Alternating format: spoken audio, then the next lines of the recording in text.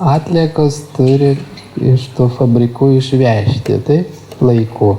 Už tai atsako Vėžio kanalas. O va ta jau produkcija, kuri protas pagamina, taip, jau planai, kaip reikia gyventi toliau. Ką, faktiškai, ką daryti man? Ką man daryti? Vat. Irgi jeigu iš proto tos produkcijas iš tų fabrikų neišveža, tai tas fabrikas darosi irgi visą, zagramaždina, kaip čia. Užgriozdinta. Vat. Gera produkcija, gera, bet jinai neišvežta, nepanaudota. Vėlgi trukdo tai fabrikai dirbti. O jeigu fabrikas sustoja, jinai dirbti negali, tai jinai pradeda tada, ką daryti?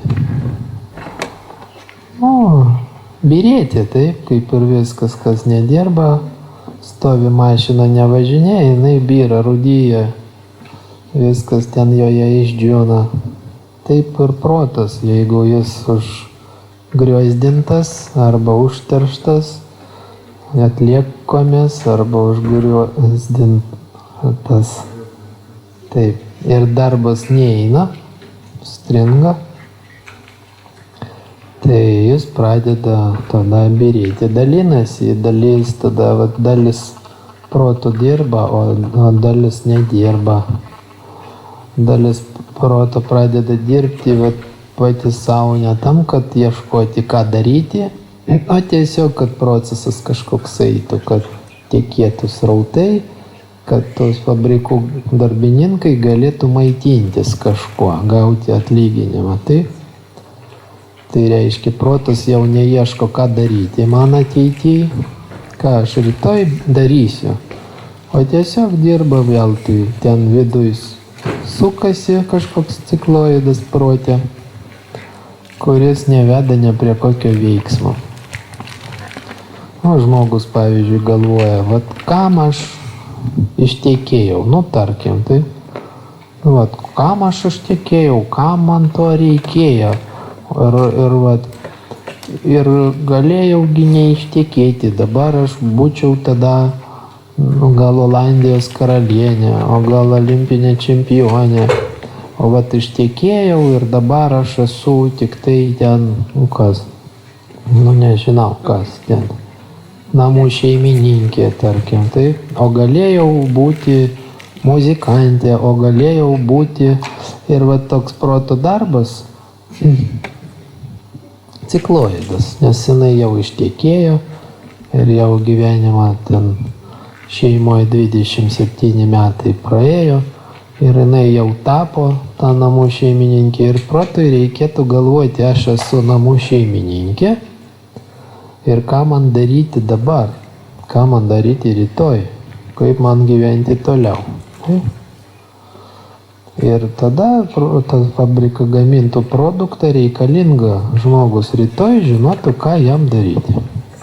Kai ateina ateitis, paima tą produktą proto ir panaudoja jį. Vietoj to cikloidas ten pats savo, o tas pats apmąstymas eina ratu, žmogus gali taip galvoti 10 minučių, gali tai galvoti 10 metų, gali tai galvoti visą gyvenimą, tą patį apmąstymą protė ratu sukti. Tai ir protas, kaip fabrika, kuri turi bendrą kažkokią paskirtį, turi duoti kažkokius produktus, turi faktiškai žmogui statyti kelią į ateitį. Dažnai dalinasi į dalelytės, skyla į tokias dalelės ir žmogus tuose cikloiduose sukinėjasi. Jeigu tie cikloidai maži, jie proto tos vientisumą не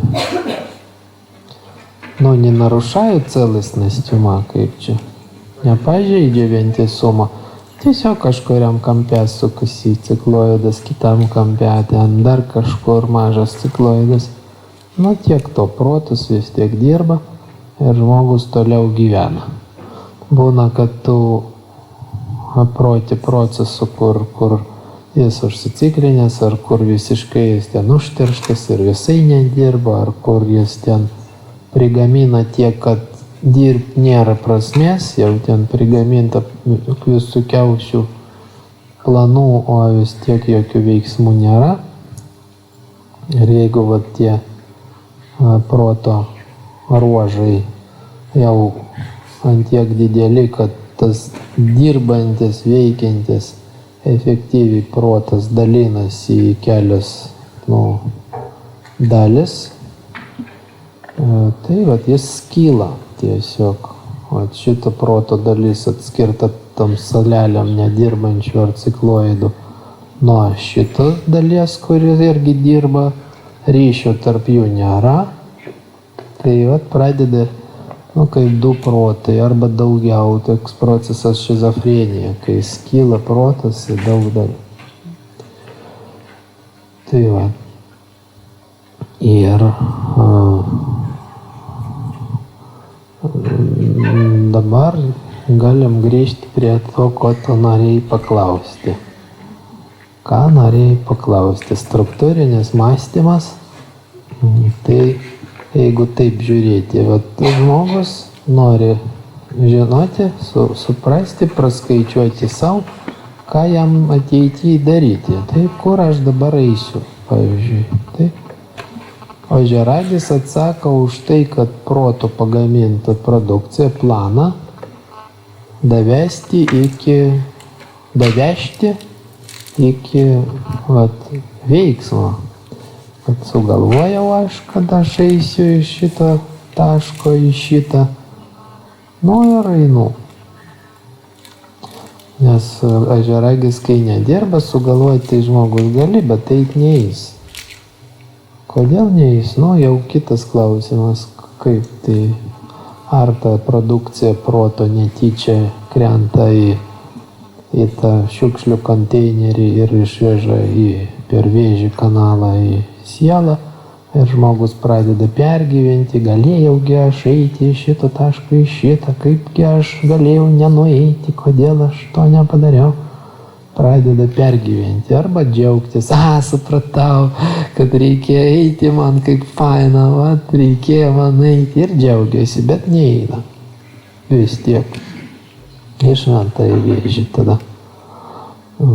Arba tiesiog protė, tada jam ten daug tų produktų proto. Man reikėjo prieš 3 minutės nueiti iš šito taško į šitą, prieš 2 minutės ten man reikėjo taip pasielgti, ką tik reikėjo taip pasielgti, bet jis taip ir taip nesielgia taip.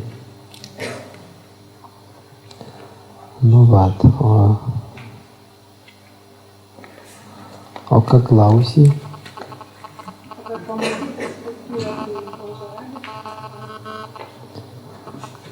Viskas, kas liečia pamatyti, sumastyti, suvokti, suprasti, tai yra to proto fabrikų veikla.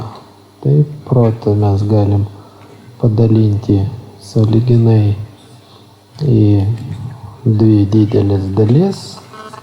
Analizuojanti dalis, kuri, kai protą atveža žaliavą, taip, žaliavas. Tai yra sandėlininkas, kuris tas žaliavas priiminėja ir rūšiuoja. Čia kuras mechanizmams, tai važiuoja į ten GSM sandėlį. Taip. Čia atsarginės dalis stakliams važiuoja į atsarginių dalių sandėlį. Čia kokia nors ten ruda, kaip čia. Ruda važiuoja ten į pečią iš karto ir skirsta, kas kur važiuoja. Taip. Ir jau sintetinė proto dalis, kai viskas ten žaliava prie žaliavas, dalis prie dalių, ten kuras prie kuro, viskas savo vietose, fabrika dirba, vat už tų produktų gamybą atsako. Ką iš viso to gaminti, taip? Tai va, į protą važiuoja du kanalai, vienas atveža iš Šaulio įspūdžius, taip, įspūdžius, o kitas atveža iš Dvynio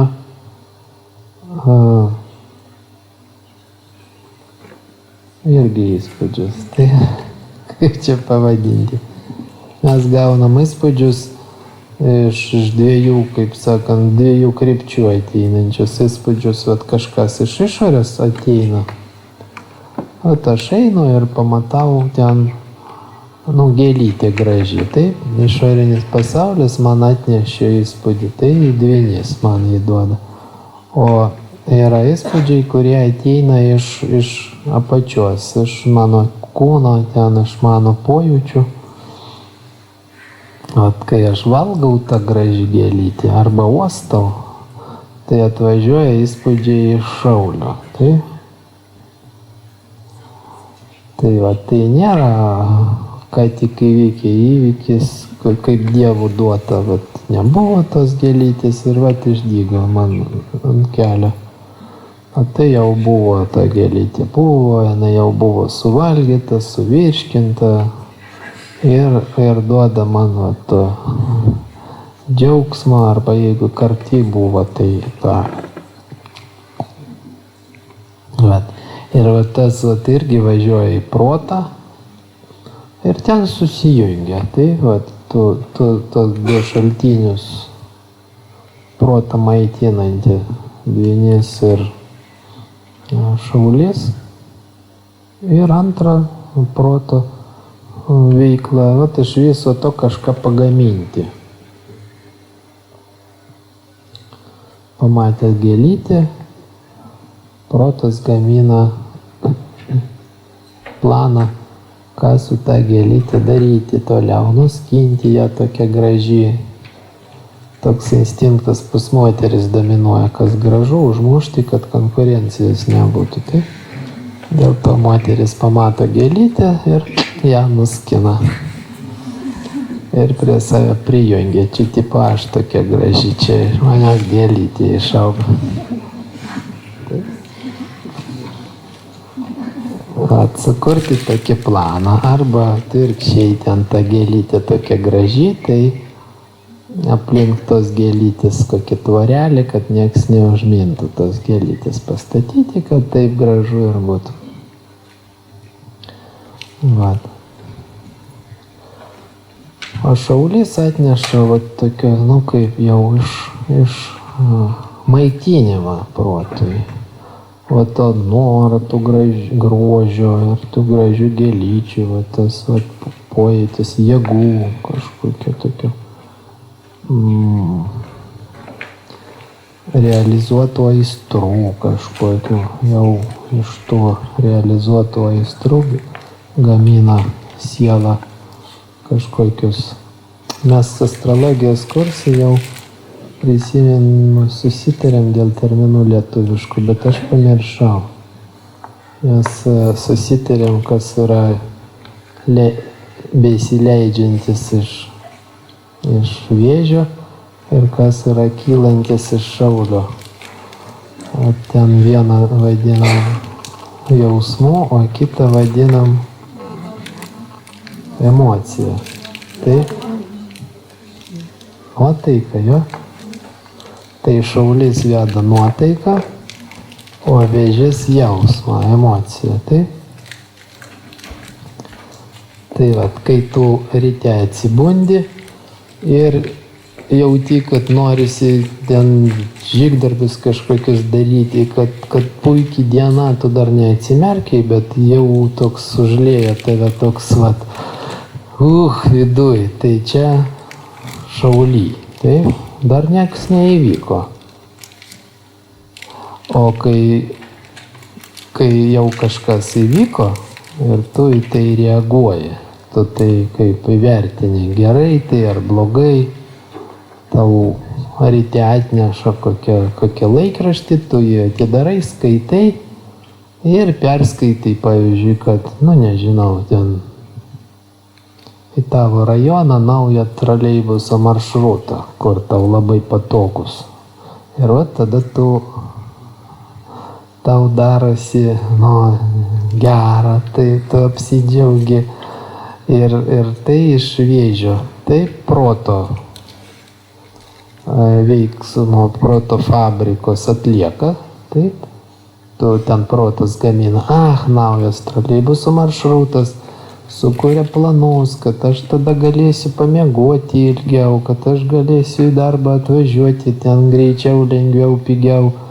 Ir jau tu sukuri tokius planus.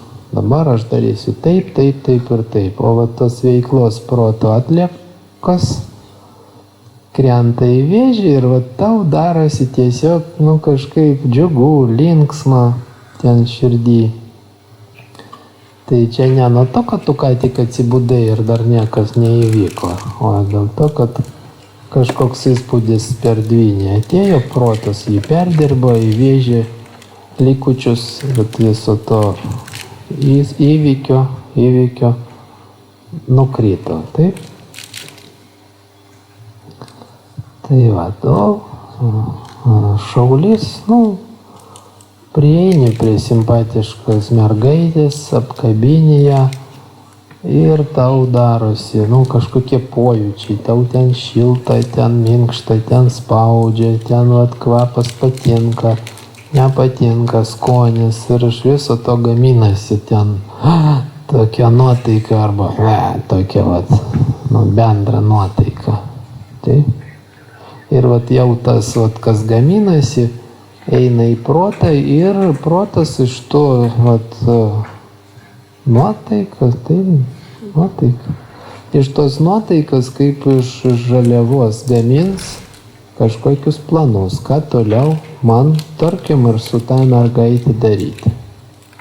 Greitai nuo jos bėgti arba stipriai ją apkabinti. Taip? Šaulys duoda tą energetinę fundamentą, energetinę. Ko man norisi, mane traukia, ar atstumia, ar man faktiškai skanu, ar neskanu iš Skorpiono ateina. Tai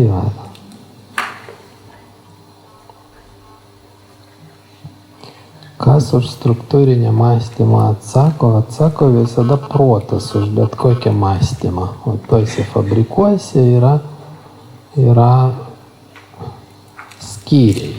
Taip, čia gamina šitą, čia šitą įvairi produkcija. Tai čia yra ten konstruktorių biuras fabrikuose, kur konstruktoriai konstruoja kažkokius struktūras. Taip, kokią pagamina ten automobilį konstrukciją. O po to jau tos konstrukcijos dalelės, čia ratai tokie, padangų reikia tokių, jau ten gumos cechas lyda tą gumą ir tą padangą gamina. Taip. O kitam ceche gamina durelės, trečiam ceche elektronika, yra surinkimo cechas, kur viskas surenkama, automobilis. Tai tiesiog yra prote įvairūs skyriai. Visi tie skyriai irgi lygiai taip pat gauna iš šaulio maitinimą, iš dvynio gauna įspūdžius. Taip? Tai struktūrinio mąstymo proto skyris atsako už struktūrinį mąstymą.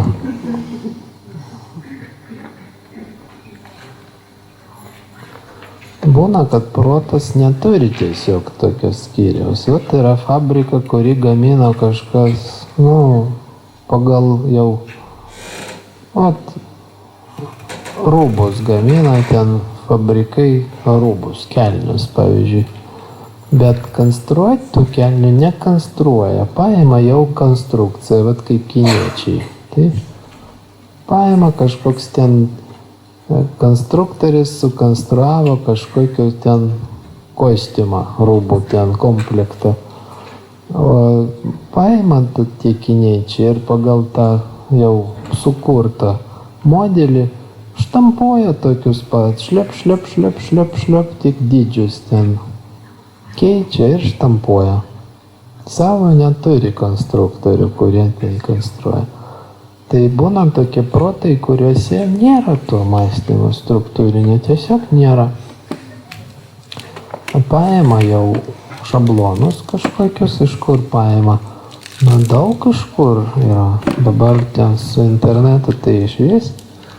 Iš televizoriaus yra šablonai, kaip reikia elgtis. Kaip mano serialo mėgstamiausia, ta man simpatiška,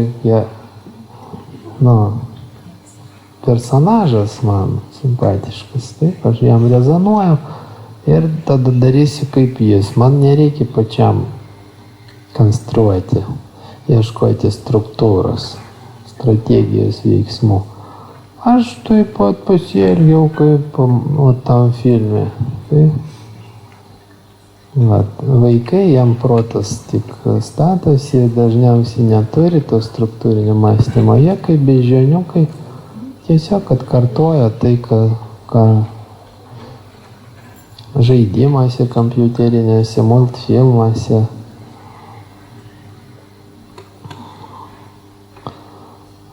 Taip ir pradeda taip elgtis. Po to su metais žmogui gali pradėti pritrūkti to strateginio mąstymo dėl to, kad jis susiduria su nestandartinėmis situacijomis, recepto nėra, kaip elgtis ir jam reikia pačiam konstruoti. Ir žmonės, kurie tai daro dažnai, įsigyja tą struktūrinį mąstymą. O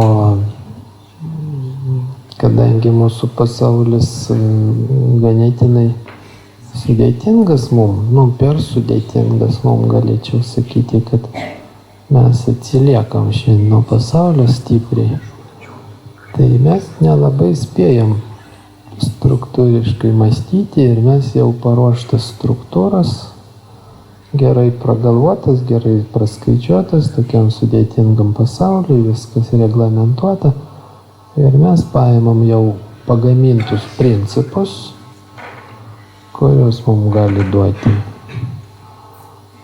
kažkokią religiją, masinį kultūrą, kažkokią etninę kultūrą, ten papročiai mūsų tautos, arba gauti kažkokių iš karminių kažkokių struktūrų, iš tėvelių, ten močiutė tai mokina. Ir naudotis, yra rinkinys šablono, šitie iš čia paimti, šitie iš čia, šitie iš čia. Ir gyvenam, pasaulis sudėtingas, labai daug įvairių situacijų. Mes tiesiog nelabai, ir jeigu norėtumėm, nelabai spėtumėm kiekvieną kartą savo sukurti konstrukciją, kaip koks nors ten Diogenas, pavyzdžiui. Taip gyvena jis ten savo bačkoj ir jis pats savo viskas struktūruodavo. Bet jis nesusidurdavo su sudėtingu pasauliu. Įsivaizduokit, mes tą Diogeną savo bačkoj atvežtume į šiuolaikinį pasaulį ir jam reikėtų jame išgyventi. Kažką valgyti, kažkaip mokėti už savo bačką, ten kažkaip nepatekti į psichiatrinę ligoninę, kažkaip rasti savo mokinių ir daryti tai, kai jis darė. Jis buvo mokytoju, taip. Ir tam paprastam pasauliui jis visai galėjo pilnai sukurti struktūras pats. Šiuolaikiniam jau visko to spėti neįmanoma. Net būdamas Diogenu, vis tiek tu paimi jau rinkinį šablonų, kalbos šablonai, mąstymo šablonai, elgesio šablonai ir jų naudojasi.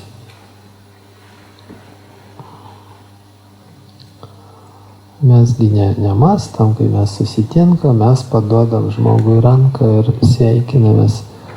Mes galim pradėti struktūriškai mąstyti. O ką reikia daryti susitikęs su žmogum? Taip, pirmą kartą. Ir mes galim sugalvoti ir logiškai tai pagrįsti, kad reikia, pavyzdžiui, ne ranką jam paspausti, ant kojas jam atsistoti. Pavyzdžiui, sakyti ten ne labą dieną, o sakyti, pavyzdžiui, gražus užpakalis. Ir taip mąstant strategiškai, mes galim su ta savo strategija šiuolaikinį pasaulį išeiti. Sutinkam žmogų, užlipam jam ant kojos ir sakom, gražus užpakalis. Taip. Jeigu visi tai darytum, tai būtų adekvatu. Jeigu mūsų paklaustų, kodėl jūs taip keistai elgiatės, mes galėtumėm paaiškinti, kodėl. Mes galėtumėm tai pagrįsti, kad, gal žmogui visada malonu girdėti ne kokie gražus orai, pavyzdžiui, ar kokia graži diena, o koks gražus jo užpakalis. Akivaizdu, kad maloniau, kai pagyrė tavo užpakalį, negu kai pagyrė dieną, nes čiagi ne tavo diena, jinai kaip bendra. Tai gal logiškiau būtų sakyti kiekvieną kartą, koks tavo gražus užpakalis, susitikę. Kad palaikyti žmogui gerą nuotaiką, kad kontaktas būtų lengvas. Taip, suprantat?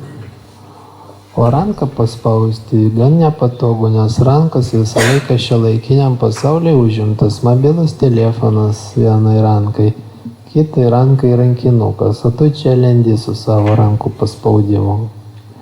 Kai kur paprasčiau ant kojos užlipti, to labiau, kad kojas apsaugotas batais ir neskaudu ir tai žymiai protingiau būtų daryti, suprantat? Tai vandeniai ir ieško tokių naujų struktūrų pastoviai.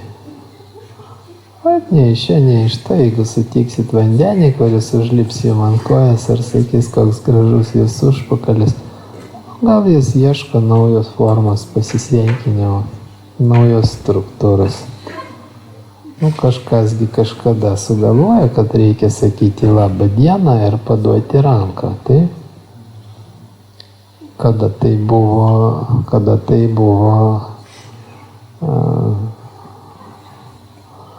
įprasminta, aktualu, jeigu tu savo ranką paduoti dešinę, tai tu jau su ta dešinė ranka neįdursi ten